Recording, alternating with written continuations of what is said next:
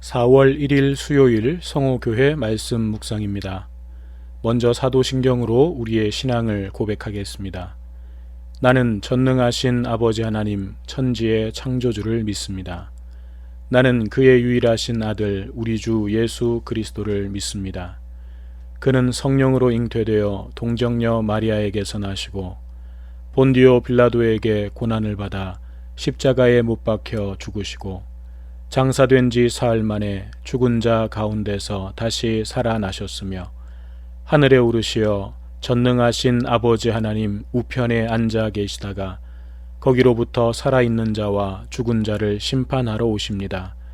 나는 성령을 믿으며 거룩한 공교회와 성도의 교제와 죄를 용서받는 것과 몸의 부활과 영생을 믿습니다. 아멘. 오늘 우리에게 주시는 하나님의 말씀은 마가복음 12장 35절부터 44절까지의 말씀입니다. 예수께서 성전에서 가르치실새 대답하여 이르시되 어찌하여 서기관들이 그리스도를 다윗의 자손이라 하느냐. 다윗이 성령에 감동되어 친히 말하되 주께서 내 주께 이르시되 내가 내 원수를 내 발 아래에 둘 때까지 내 우편에 앉았으라 하셨도다 하였느니라. 다윗이 그리스도를 주라 하였은즉 어찌 그의 자손이 되겠느냐 하시니 많은 사람들이 즐겁게 듣더라. 예수께서 가르치실 때에 이르시되 긴 옷을 입고 다니는 것과 시장에서 문안받는 것과 회당의 높은 자리와 잔치의 윗자리를 원하는 서기관들을 삼가라. 그들은 과부의 가산을 삼키며 외식으로 길게 기도하는 자니 그 받는 판결이 더욱 중하리라 하시니라. 예수께서 헌금함을 대하여 앉으사 무리가 어떻게 헌금함에 돈 넣는가를 보실새 여러 부자는 많이 넣는데 한 가난한 과부는 와서 2렙돈 곧 한 고드란트를 넣는지라. 예수께서 제자들을 불러다가 이르시되 내가 진실로 진실로 너희에게 이르노니 이 가난한 과부는 헌금함에 넣는 모든 사람보다 많이 넣었도다. 그들은 다 그 풍족한 중에서 넣었거니와 이 과부는 그 가난한 중에서 자기의 모든 소유 곧 생활비 전부를 넣었느니라 하시니라. 아멘. 오늘 이 시간도 말씀과 기도로 하나님 앞에 나아가는 모든 성호 가족들에게 하나님의 은혜와 평강이 함께 하시기를 축복합니다. 벌써 4월이 되었습니다. 여기저기 꽃들이 활짝 피었고 생명이 약동하는 계절이 이미 시작이 되었습니다. 그렇지만 일상이 멈추어버린 우리의 마음은 아직 겨울 언저리에 머물러 있는 것 같습니다. 그러나 겨울이 지나고 반드시 봄이 오듯이 우리의 일상에도 우리의 마음에도 반드시 봄이 올 것을 믿습니다. 오늘도 그러한 기대와 또 기도 속에서 믿음으로 일어서는 우리 모두가 되기를 간절히 소망합니다.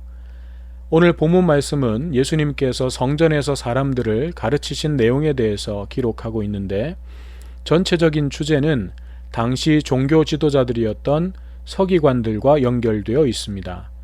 먼저 35절에서 37절의 내용을 보면 어찌하여 서기관들이 그리스도를 다윗의 자손이라 하느냐 하시면서 서기관들이 하는 말에 대한 반문을 하십니다.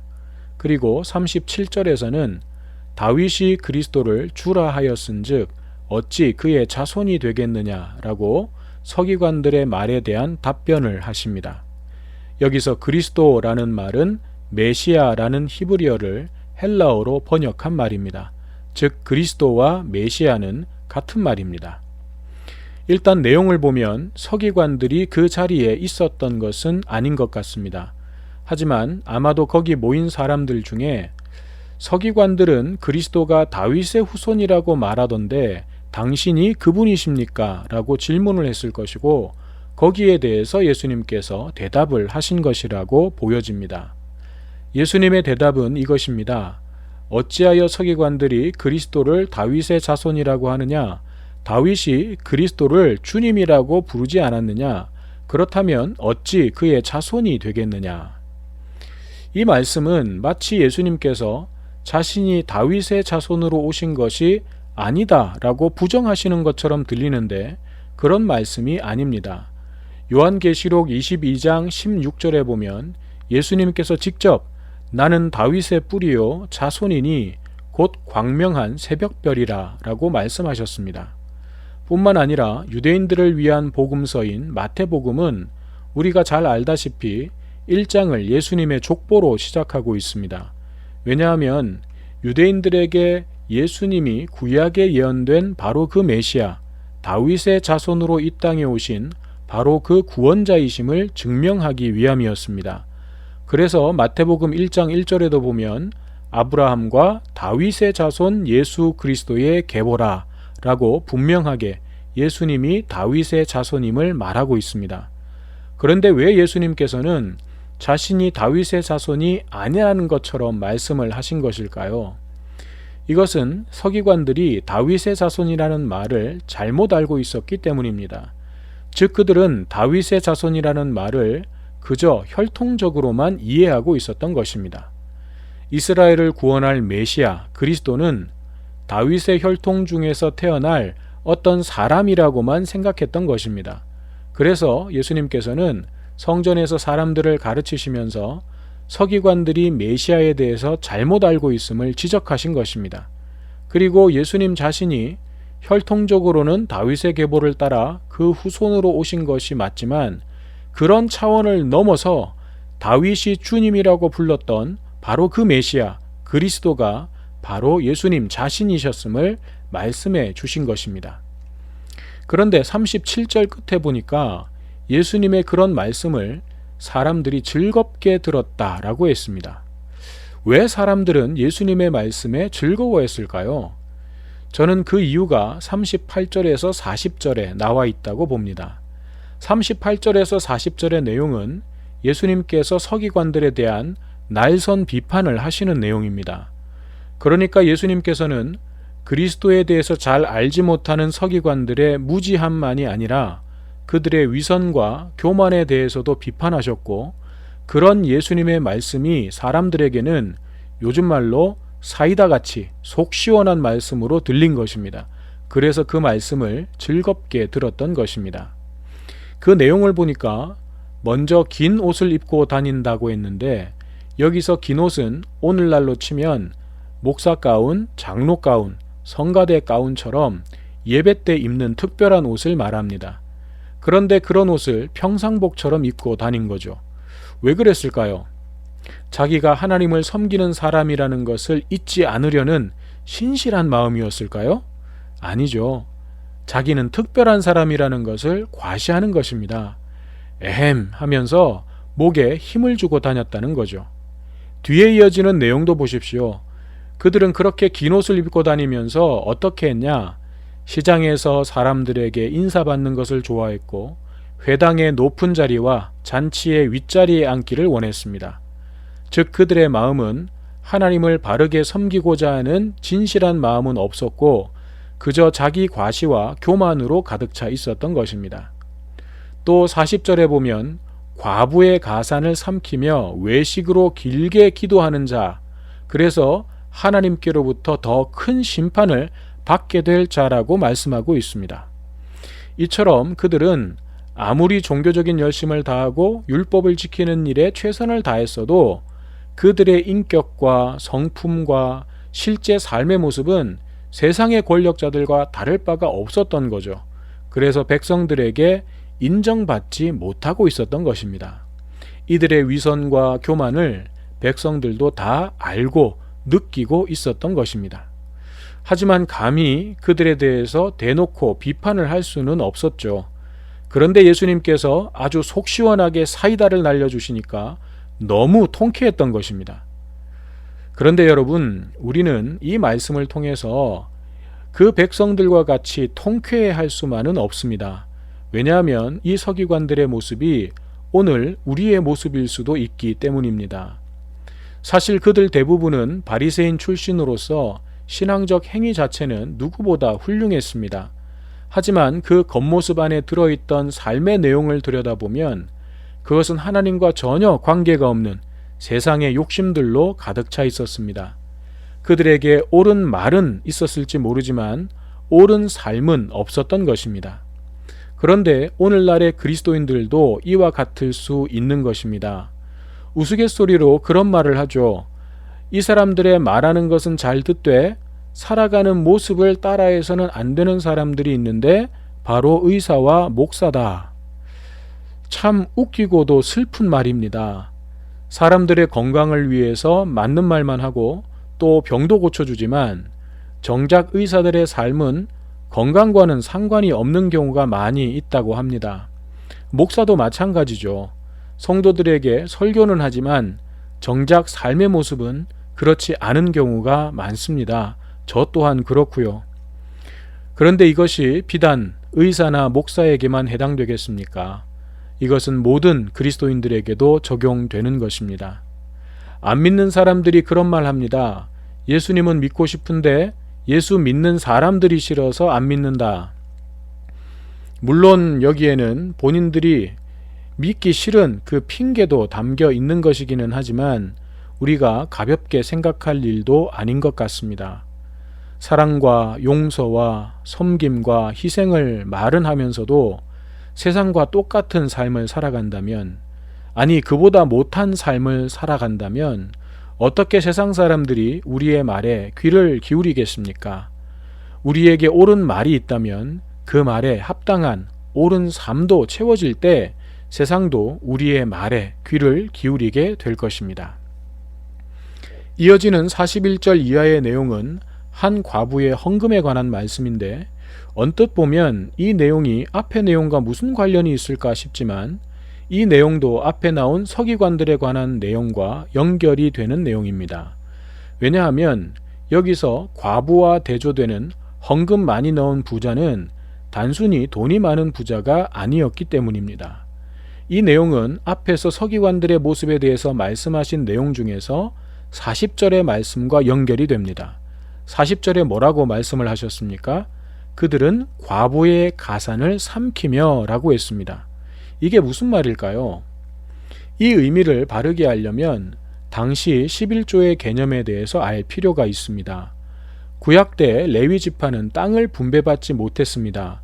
왜냐하면 그들은 나머지 지파들로 흩어져서 말씀을 가르치고 하나님께 제사를 드리는 등 하나님의 일에 헌신을 해야 했기 때문입니다. 그 대신에 나머지 지파들이 11조를 바쳐서 그 11조로 제사장들과 레위인들이 생계를 유지할 수 있도록 했습니다. 그런데 신명기 26장 12절에 보면 이런 말씀이 있습니다. 셋째 해 곧 11조를 드리는 해에 내 모든 소산의 11조 내기를 마친 후에 그것을 레위인과 객과 고아와 과부에게 주어 내 성읍 안에서 먹고 배부르게 하라. 즉 레위인들 뿐만 아니라 객과 고아와 과부도 3년마다 이스라엘 지파들이 낸 11조에서 도움을 받도록 하셨습니다. 그런데 여기서의 레위인들은 성전에서 일을 하지 않는 레위인들입니다. 성전에서 일을 하는 레위인들은 항상 쓸 것을 공급을 받았습니다. 그렇지만 모든 레위인들이 성전에서 일을 할 수는 없었기 때문에 성전에서 일을 하지 않는 레위인들은 쓸 것을 항상 공급받을 수가 없었습니다. 그래서 3년마다 11조를 통해서 그들의 생계를 지원하게 하셨던 것입니다. 그리고 그 대상에는 레위인만이 아니라 객과 고아와 과부도 포함되었습니다. 이러한 전통이 신약시대에도 이어졌는데 서기관들도 그 혜택을 받는 사람들이었습니다. 그런데 이들이 가장 빈곤층이었던 객과 고아와 과부들에게 돌아가야 할 몫을 자기들이 가로채어서 부자가 된 것입니다. 그래서 예수님께서는 서기관들에 대해서 과부의 가산을 삼키며 라고 말씀하셨던 것입니다. 이들은 그렇게 불의한 방법으로 쌓은 부를 가지고 거기에서 헌금을 많이 드리면서 자기들의 의를 자랑했습니다. 그렇다면 아무리 많은 헌금을 드린들 그것이 하나님 앞에서 귀한 예물이 될 수 있었겠습니까? 결코 그럴 수 없는 것입니다. 그래서 예수님께서는 한 과부의 헌금을 통해서 이런 서기관들의 불의하고 거짓되고 외식적인 모습을 꾸짖으시고 하나님께 진실한 마음으로 헌신한다는 것이 어떤 것인지를 가르쳐주고 계시는 것입니다. 하나님은 헌금을 많이 하고 크게 헌신한다고 기뻐하시는 분이 아닙니다. 그것을 통해서 자기 의를 드러내려고 한다면 하나님께서는 그 사람에게 이사야 1장 11절의 말씀으로 말씀하실 것입니다. 너희의 무수한 재물이 내게 무엇이 유익하뇨? 나는 순양의 번제와 살찐 짐승의 기름에 배불렀고 나는 숫송아지나 어린 양이나 순염소의 피를 기뻐하지 아니하노라. 하지만 적은 것을 드리더라도 하나님의 은혜에 감사하며 하나님께서 주신 은혜에 비하면 내가 드리는 것이 너무 적어서 내 전부를 드린다고 해도 부족해서 그래서 애통해하며 드릴 때 하나님께서는 그것을 그 무엇보다도 크고 귀한 것으로 받으시는 것입니다. 그래서 예수님께서도 오늘 본문의 과부의 헌신에 대해서 모든 사람들보다 많이 넣었도다 라고 칭찬하신 것입니다. 단순히 자기의 생활비 전부를 드렸기 때문이 아니라 어떤 마음으로 이 과부가 헌금을 드렸는지를 아셨기 때문입니다. 두 렙돈은 오늘날의 가치로 환산하면 1,000원도 되지 않는 금액입니다. 하지만 과부에게는 그것이 전부였습니다. 그런데 그 전부를 드린 것입니다. 그러나 이 과부는 자기 생활비 전부를 하나님께 드린다는 어떤 자기 의를 가지고 드린 것이 아니었습니다. 하나님의 은혜를 생각하면 더 드리고 싶은데 드릴 것이 없어서 애통한 심정으로, 그래서 내 전부를 드리지만 이것조차도 모자란다는 겸손한 마음으로 그렇게 하나님께 자신을 온전히 드렸던 것입니다. 사랑하는 여러분, 오늘 우리도 그렇게 하나님께 우리 자신을 드릴 수 있었으면 좋겠습니다. 넉넉하진 않더라도 그 속에서도 하나님께서 주신 은혜를 기억하고 우리의 삶을 온전히 하나님께 드릴 수 있기를 소망합니다. 나의 눈이 주님께 드려져 주님과 함께 어려운 이웃을 바라보고 나의 입술이 주님께 드려져 아파하는 이웃을 위로하며 나의 손과 발이 주님께 드려져 그들을 돕고 섬길 수 있기를 소망합니다. 그리고 그 후에는 내게 주신 모든 것이 주님의 것입니다. 주님의 것을 받으시옵소서 라고 고백할 수 있는 우리 모두가 되기를 주님의 이름으로 축원합니다. 기도하겠습니다. 사랑의 하나님, 옳은 말은 있었으나 옳은 삶은 없었던 서기관들을 봅니다. 그들을 향한 주님의 책망과 꾸짖음에 즐거워했던 사람들을 봅니다.